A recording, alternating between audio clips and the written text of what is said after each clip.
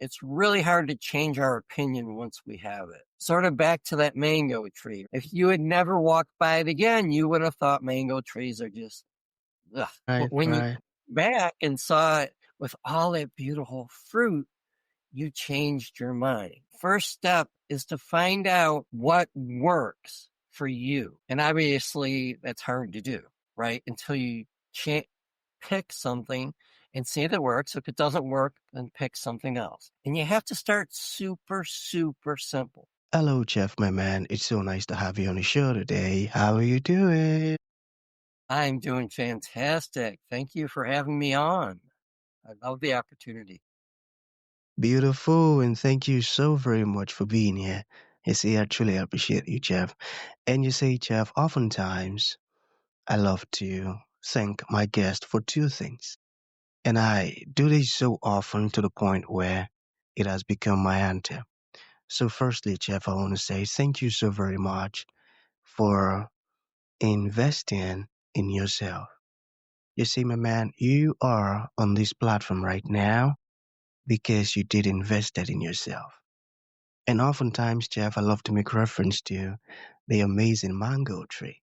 You see, some couple of months back, my man, I was on a particular road, and just by the roadside, Jeff, there was this very tall, unattractive mango tree. And I used the word unattractive because the mango tree's got no mangoes on it, and the leaves were all dry. So I just walked past it and I went my way. But you see, Jeff, just recently I was on that same road, and this time around, mm, a lot's changed about the mango tree. You see, the mango tree caught my attention pretty good from a distance, and immediately I got the urge to move so close to it, of which I did, and it wowed me because now the mango tree's got a lot of mangoes on it, beautiful green leaves and healthy branches. And not just mangoes now, Jeff, I'm talking about ripe mangoes. It was such a lovely experience that day, and I was so, so excited. Here is my point. The fact that you dedicated your time, energy, and resources to becoming the amazing chef that you are today, that alone has made it impossible for me to skip you. And that's why you got the request from me to be on the show because I was attracted to the fruit of all that you're doing. Your philosophies, your insight, the impact your work is having, and now you are offering your solutions, Jeff. These stuffs are beautiful. And just before I sent you that request, my man, I said to myself, I've got to benefit from these beautiful things that Jeff is doing.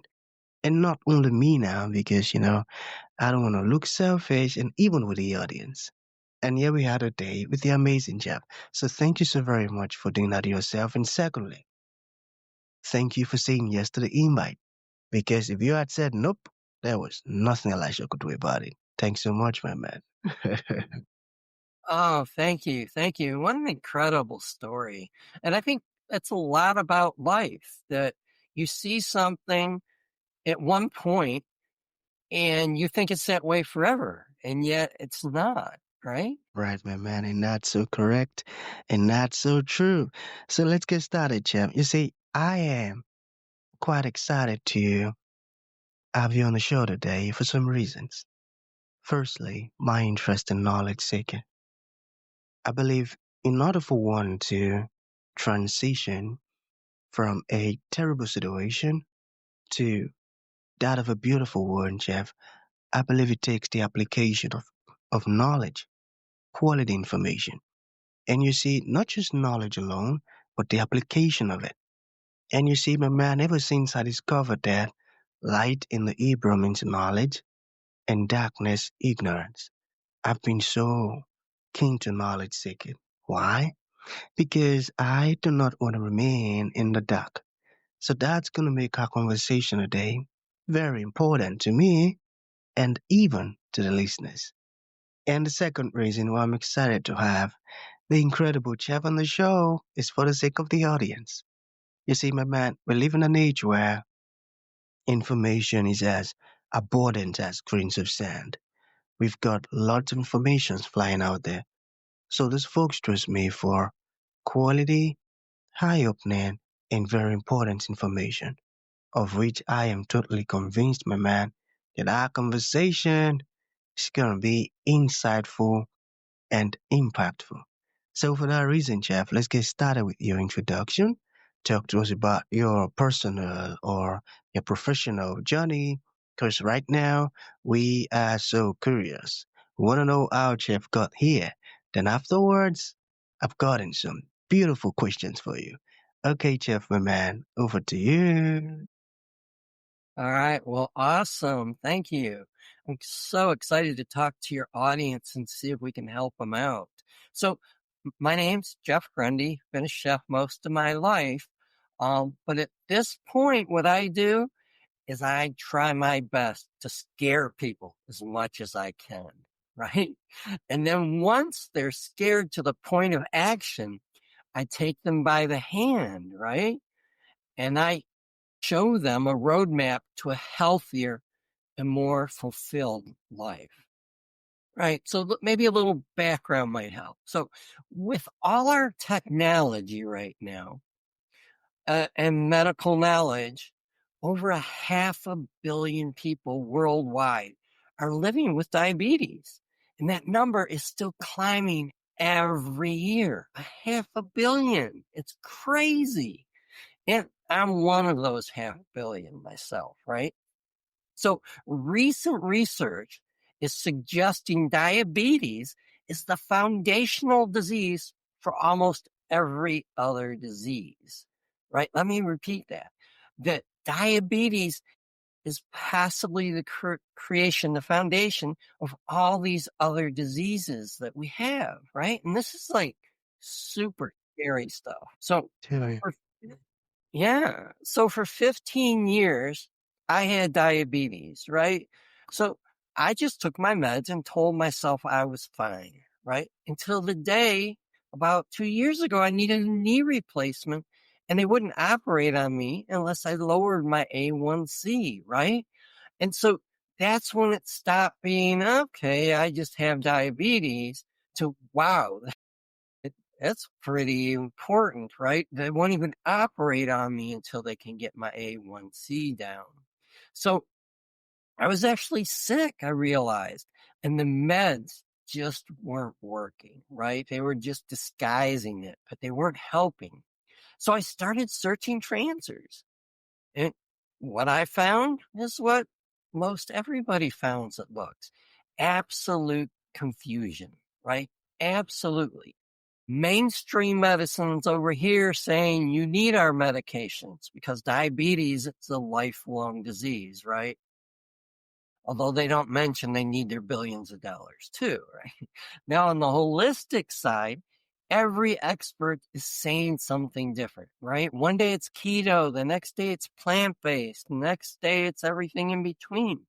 So what I realized is people aren't failing because they don't care or haven't tried, right? They're failing because they're lost in the noise, not knowing which way to go. And so changing your diet is very, very difficult, right? I've been a chef for 40 years, believe it or not, and yet it's still super difficult for me. Um, so think about it. What's your most hated food? What food do you hate the most? Do I hate the most? I would say anything that is too sugary. Though I used to like things like that before, but not anymore. So I had some snacks previously and it was so sugary and I decided I'm never taking these stuffs again. So I would say anything that is too sugary. Okay, let's something know that you really hate. Like, what's an animal you wouldn't eat? Like, would you eat a rat? Oh no. Okay. So, what if I told you though, eating a rat would cure all your problems? Would you eat the rat?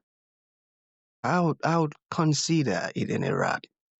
Right, and you would probably do it for a week or two or a month, right? Yeah, Until right, everything you right. saw, it just wasn't worth it anymore, right? And that's what happens with people is that People tell them a diet, you need to follow this diet, but they don't like the food or something, so they stop. Right? So my goal along the way here is to help people learn the dangers of diabetes, to help as many people as I can find that out, and then try and help them find a way that they'll do, right? The only program that really works is the one they'll do. It doesn't matter how good the program is. And so that's where I'm at right now, just trying to help as many people as I can find a way to realize how bad diabetes it is, and then try and help them reverse it. Tell you, and that's so beautiful. Helping folks understand how dangerous and bad diabetes it is and leading them through that roadmap. I got that.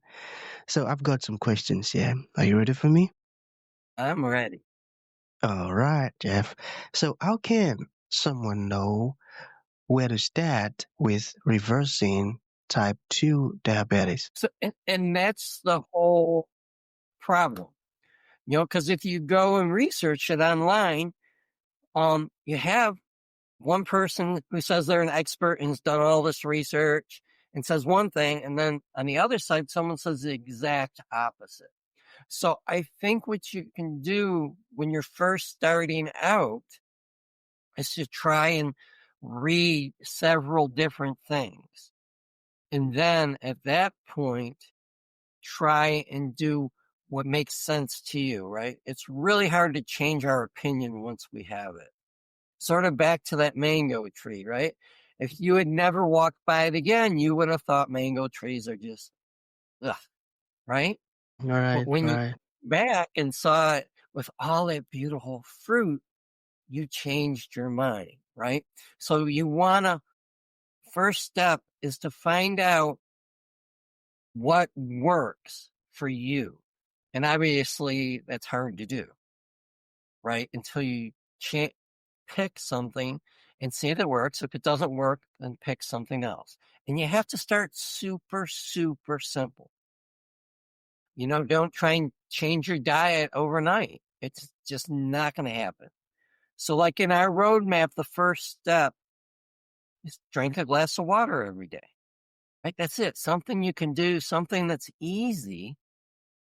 And then in a week, if you see better scores, A1C scores, awesome, right? Keep doing it. If you don't, then try something different, right? That's the key, is just inch your way down that roadway, finding out stuff that works for you and are willing to do. Awesome, I got that. What works for you and ensure you're willing to do it. I got that. So what about this one? What simple daily habits could help lower blood sugar? Yeah. So first, like, one is drinking that water every day, walking for 10 minutes a day, just 10 minutes. Don't decide I'm going to walk a mile a day and do it for 4 or 5 days and then give it up and never do it, right? 10 minutes, finish your dinner and walk outside if you can, or inside if you have to, but just 10 minutes. It's just that simple. Another thing is, don't buy snacks that you're not supposed to eat, right? If it's in the house, you're going to eat them, right? I still have all these cravings every day.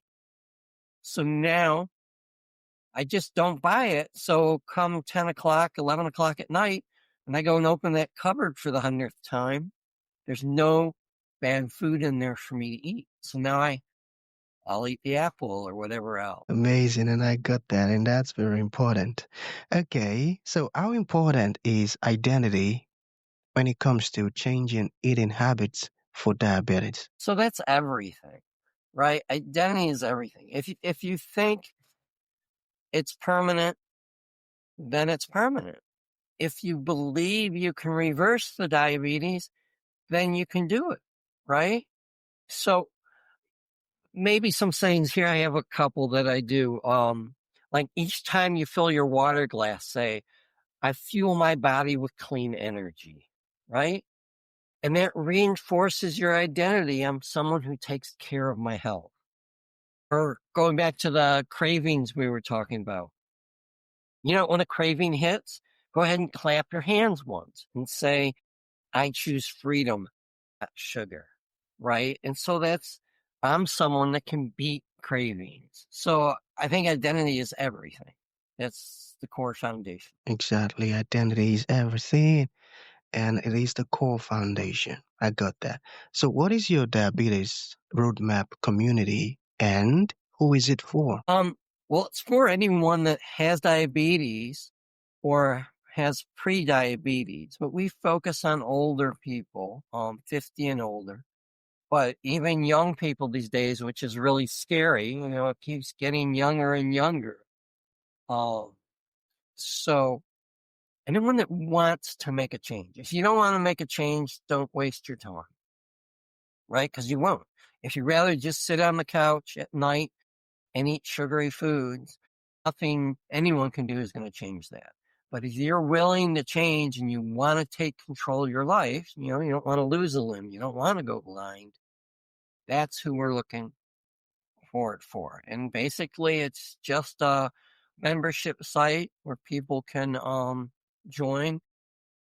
And another foundation to make it all work is the community, right? Without that support and community, you're never going to stick to a change. You'll do it for a while, and then it's just natural for all of us. We just stop doing it for one reason or another and say, I'm going to start again, but never do. So having that community there is pretty strong. And I do have a book out on Amazon. That's the basis of it. It's a step-by-step process to help you reverse your diabetes. And actually, for your viewers, I'm giving that away for free if they want to download it. That's amazing, man. That's so generous of you. Thank you. And the fact that you coupled your solution into a book, nah, that's a beautiful one because it will be very easy to reach out to diverse people that way. I got that. That's a smart one. So, what about this one? What is one myth about diabetes or nutrition everyone should unlearn? That diabetes isn't a lifelong disease, that it is reversible, and that they've been able to do it for decades and decades. But just simply put, I hate to say it, but they can't make any money telling you to eat fresh food, right? They can only make money by selling medicines and stuff to you. So that's why mainstream tells you it's lifelong, even though there's an endless people that never worked it. Tell you, wow, that's so evil. Oh boy. Well, you see, that's one of the beautiful aspects of inviting amazing guests like you to come open our eyes to this beautiful stuff. Diabetes is reversible. Awesome. Thank you for sharing that. Okay, so finally, okay, for someone who just got diagnosed, what is one first small step they should take? I think they should learn about it, right? From different aspects. Learn how scary it is that if they don't take care of themselves, they could lose a limb. They could go blind. There's a better chance they'll have a heart attack. There's a better chance they'll have a stroke. People are even saying that Alzheimer's is coming from diabetes now. Now, whether that's true or not, I don't know. But there seems to be a bunch of research pointing that way too. So learning how bad it is and learning what you can do to change it, not rely on medicines to cure it for you or just accept it, right? Learn, want to change, find a why. Do you want to be around for your grandkids, right? Whatever it is. I got that. Ensuring that one drinks at least a glass of water daily and having at least 10 minutes work. Hmm, I got that. So finally, my man, okay, what would you like to leave the audience with, like a final thought? And to those folks who like to reach out to you, learn more about the wonderful stuff you're doing, or even ask you questions, or open your services or programs, or purchase your book. How can that be possible? But so the one thing again I'd like to leave them with is that it is reversible, right? There's endless amounts of people that have done it, right? So, and the way they can get in touch with me, if they go to my website, which is YOUR, diabetes roadmap.com, and then they go /ebook, then they can download my book, which I sell on the Amazon for $10. They can get it for free. And there's also a $1 trial if they want to try the community. And they can contact me there also. Beautiful, and that's a great one. And thank you so very much for your generosity, Jeff. So that's going to be the end of the show. Thank you for coming, and thank you for sharing this beautiful stuff with us. Very, very helpful. Thanks so much, my man.